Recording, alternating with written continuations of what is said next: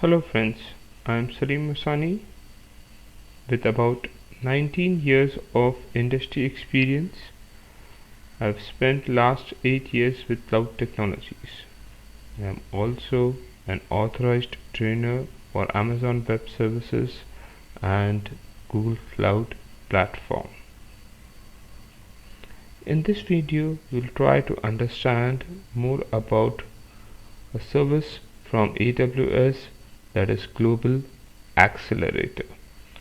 So let's get started.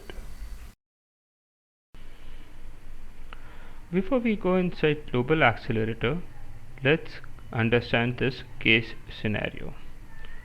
We have deployments in North Virginia and Mumbai for our domain foo.com. We have configured Route 53 with latency based routing and will support failover in case any of their deployments fail.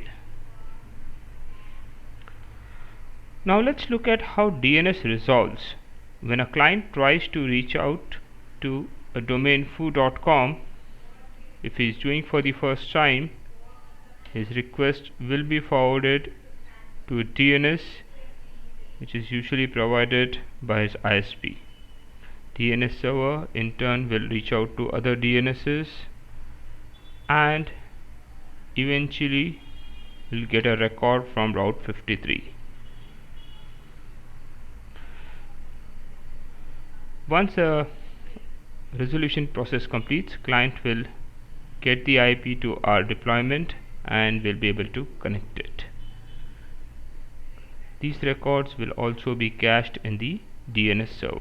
In case the client is closer to Mumbai region, same process repeats.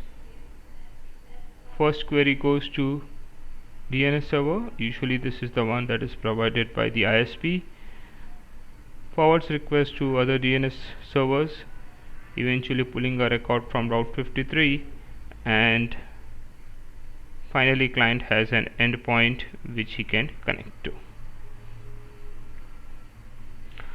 Now let's say that our deployment in North Virginia has an outage. Route 53 will understand when the health check of North Virginia starts failing that this endpoint is no more healthy and will start redirecting all the traffic to the only healthy endpoint, in our case the Mumbai deployment. Now let's consider a new client trying to access this for the first time. When Mumbai region is the only available region, client is requesting to reach foo.com. He gets connected to a DNS provider who is local ISP to him, and in case this DNS still has an old record which it has cached earlier and has not cleared as per the TTL, it will redirect the customer to a endpoint which is no more available or no more healthy. Now these DNS server is beyond our control. If they do not follow TTL provided, we cannot change its settings or make any configuration change over here. They are beyond our control. They are managed by different entities. This is exactly where Global Accelerator solves the problem. So next we will understand how Global Accelerator works. Let us consider the same scenario, but this time with Global Accelerator in place. We have the same requirements, 2 deployment, one Mumbai, one North Virginia for our domain foo.com. But this time we have Global Accelerator which is going to help us with our failover and latency based routing. Considering the situation where a client wants to reach our domain foo.com, client tries to query DNS. The ISP DNS server reaches out to other DNS servers, eventually reaching out to Route 53, and now gets this IP address which belongs to the global accelerator. So our global accelerator entries have generated this IP address for us, and client is now getting a response that this is the IP which will help resolve or which will lead to foo.com domain. Moment a client queries for the IP, the closest edge location will accept the request for that IP, and then you are now on Amazon's backbone of network, where you will be redirected to the endpoint which is closest based out of the latency. Now this will be the same functionality for all the clients. Let's say the second client is also close to US, but he is near to a different edge location. That edge location will pick up the user request and again forward it to the deployment which is closest based out of the latency. Now looking at an outage in North Virginia region, let's say that our deployment over here has gone down.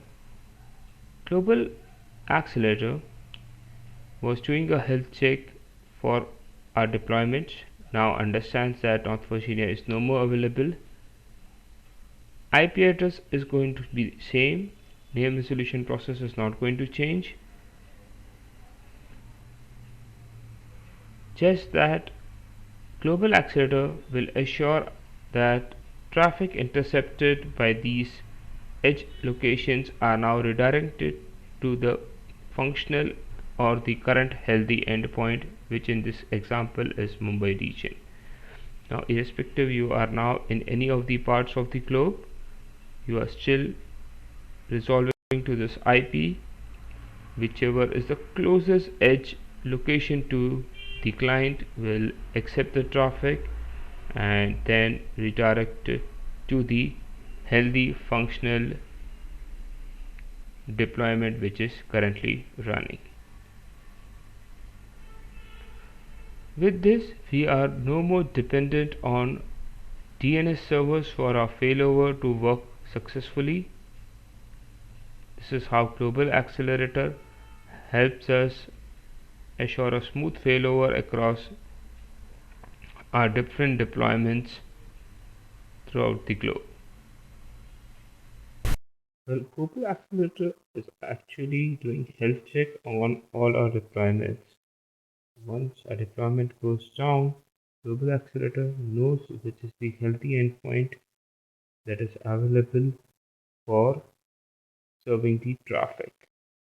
So if you have more than two, for example in a case scenario where you have 7 or 8 such deployments done, whichever are current healthy deployments will be serving the traffic based out of latency. I hope this helps to understand how Global Accelerator works. Global Accelerator works with anycast IPs.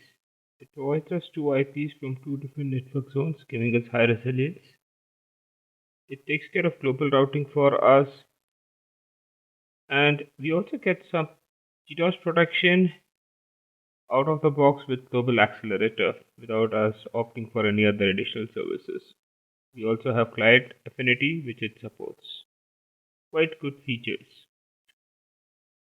Thank you for watching this video, and in the next part we will deploy Global Accelerator and see how it works.